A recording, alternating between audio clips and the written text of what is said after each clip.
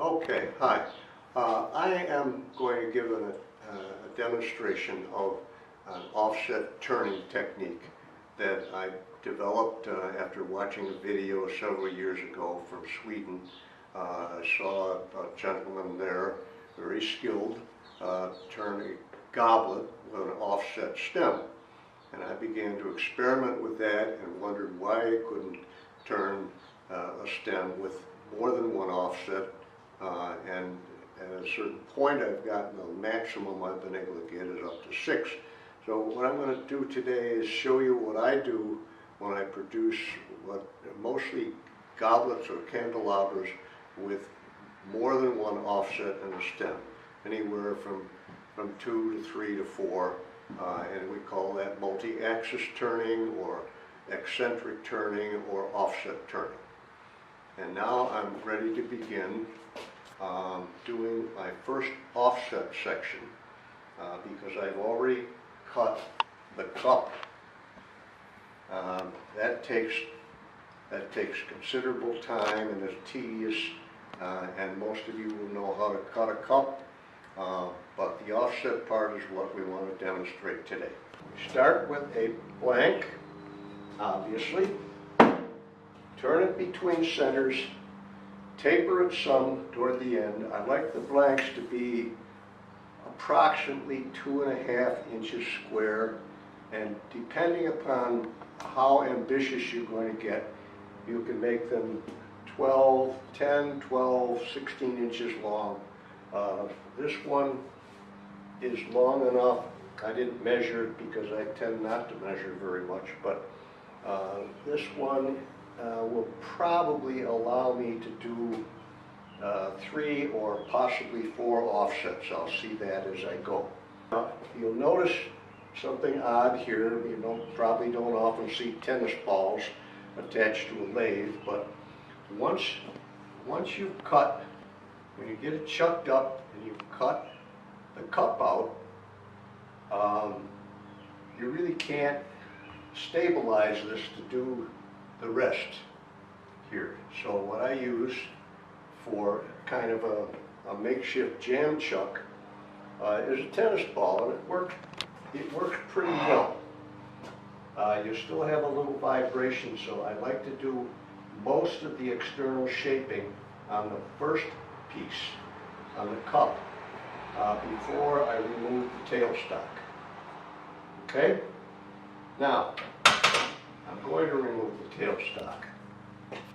Put the tennis ball away, hoping I won't need it anymore. I usually begin using a 3/8 inch bowl gouge to start the cove. And I do that because the gouge is a little heavier than the spindle gouge, and it's a little more stable to work with.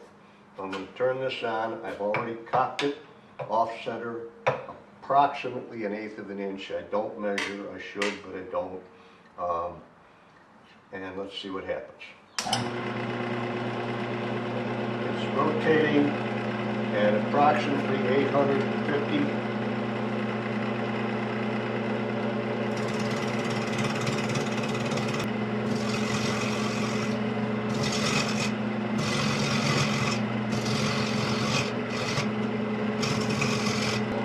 I'm going to switch to my spindle gouge.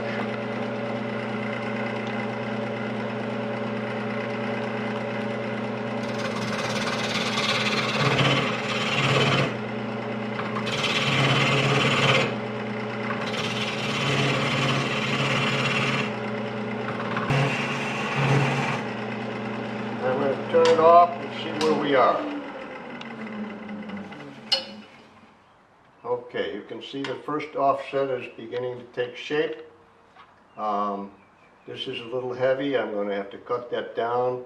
I'm also going to have to narrow this stem here.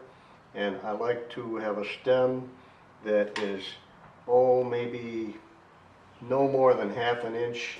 The more slender the better, but you have to keep in mind that this has got a tremendous amount of centrifugal force, so you don't want it to snap off.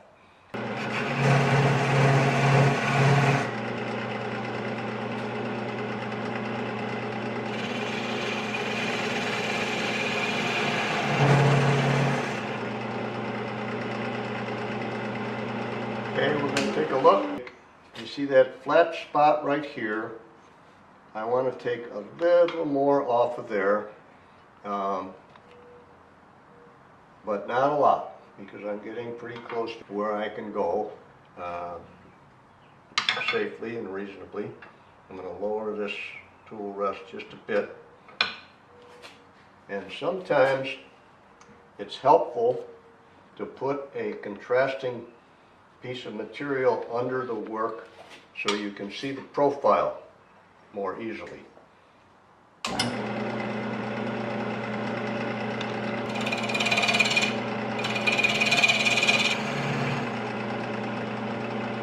Okay, that's a pretty good clean edge, and this is going to be an attractive, this will be the top of the next cove, and I like that fine. And now I'm going to go to mark number 2, which I put for the second jaw. As I said, I try to do 90-degree intervals on the offsets just because that's the pattern I like. Now, very important, when you offset it, before you move it, open the chuck jaws and put the whole thing back square. And tighten them just a little bit to make sure that all of those shoulders from the tenon are butted up against the chuck jaws. Now when you have that, then you make your next offset. And the reason you do that is to make sure that it doesn't fly off, which is something everybody does not want to have happen when you're doing offsets of any sort. Again, I'm going to tighten down very hard.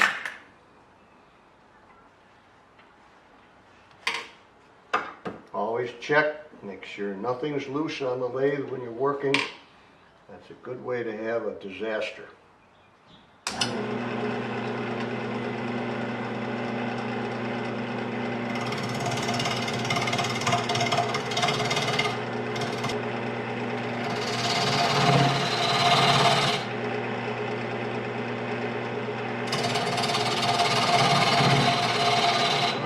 Switch to the spindle gouge, and I'm going to put this pad back under there so I can see my profile better.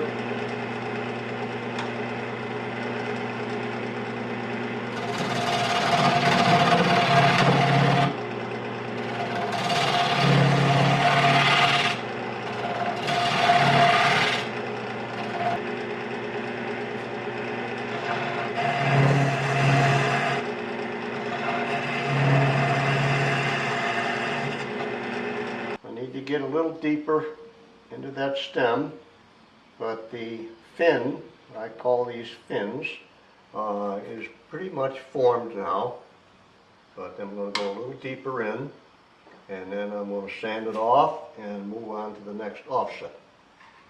Remember, when you're working on these things, especially when you're finished with your cut, take the tool away. Don't leave it there, because it will get found by the wrong thing.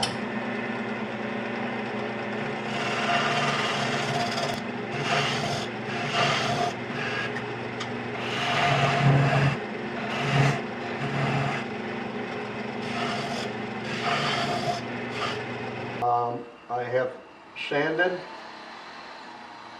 and completed this section here, which is the second offset.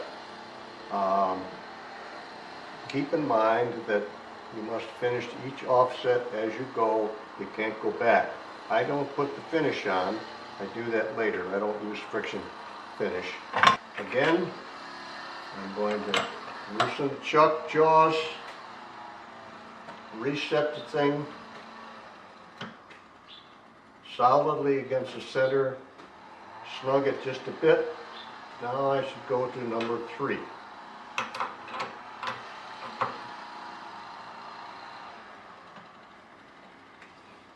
Okay, I've got looks to be about the same offset, maybe 1/8 of an inch or so.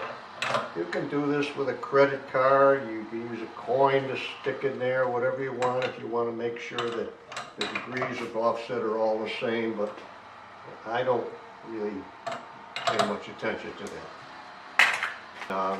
Ready to go on segment number 3.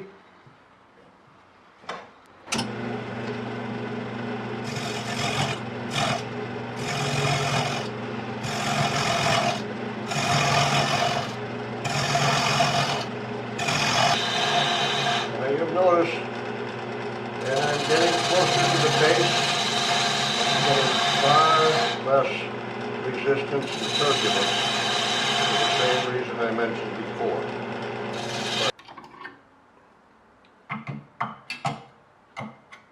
Okay, the stems are getting progressively larger as I go down, which is kind of what I had in mind because I like the appearance of that. I'm going to take one more cut here to get rid of that rough edge and that flat spot. And I'm going to do another one. This will be at position 4 on the chuck. And at this point I'm going to start getting into the maple that was glued on here to expand the base.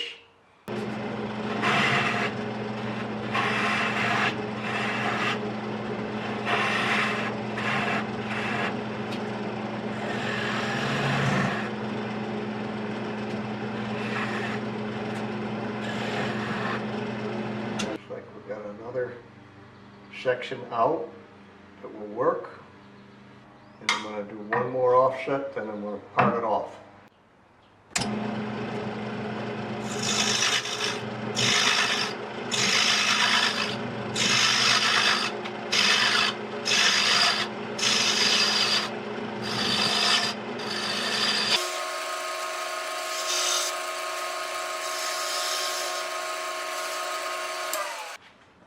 I think we're about finished with this, except I might extend this angle here and reduce the stem a little bit. Now we have 1, 2, 3, 4, 5, 6 stems, which is actually 5 offsets. So I'm going to put this back flush with the chuck, like so. Now I'm going to turn the base, and you can see the pattern that's created by the sections of maple that were glued on here. Just a very faint hint of them right here, and then down here you have this pattern, as you can see.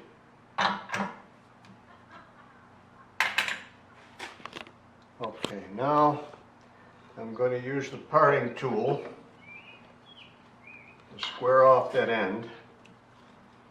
As you can see, no matter how careful you get, it's never going to go back to center.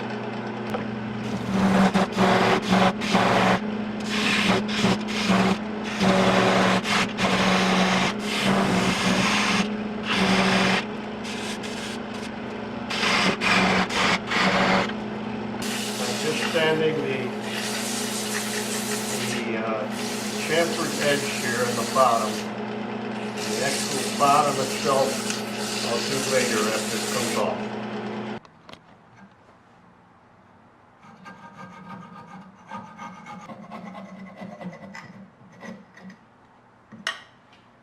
That's what we're looking at. In case you don't have anything better to do, that's how you can spend a Sunday afternoon.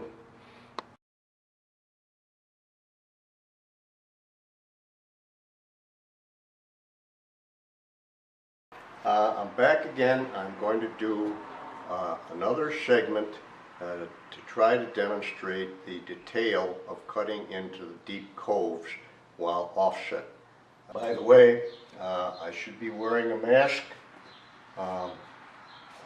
can't see that. But I can't talk and wear the mask at the same time, so I'm going to have to compromise some very basic safety and hope I don't regret it. Okay? All right, we're stopped at this point. I've cut in part of the way with the hole gouge, and I'm going to do that a little longer until it gets a bit deeper, at which point I'm more comfortable using the spindle gouge, same size, 3/8 inch.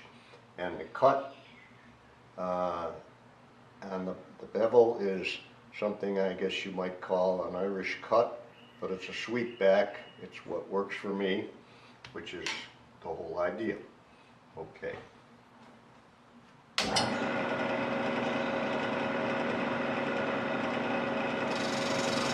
Very, very small bites. This is going to be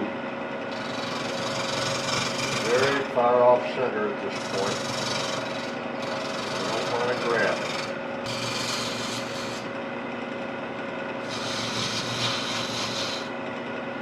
Now some people will use a parting tool to dig into the center part. That will work.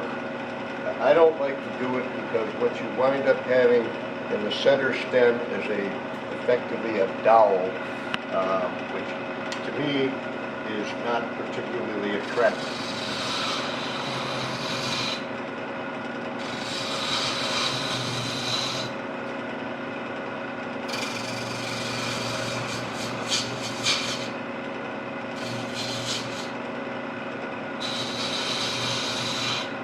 Now I'm going to switch to the spindle gouge.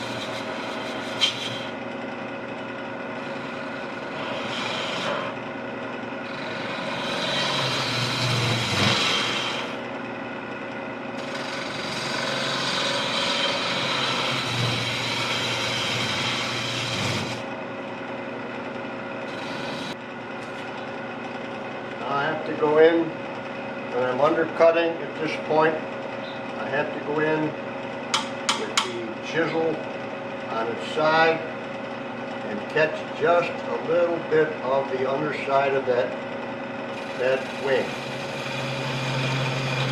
So very carefully, you're basically sticking the chisel into spinning fan blades that are twisted and irregular.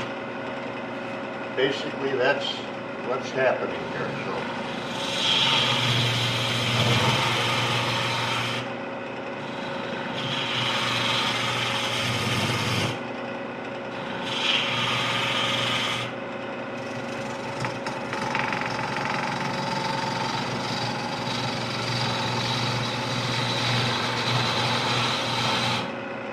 I'm going to switch to the side of the chisel. After I've got a little bit of a groove to get my bevel anchored.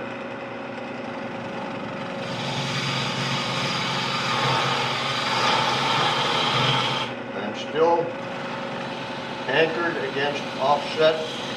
I'm cutting air and wood. Now I'm down and I get toward the center. I can feel it more solid, so I'm in the solid wood at this point. Very close to it.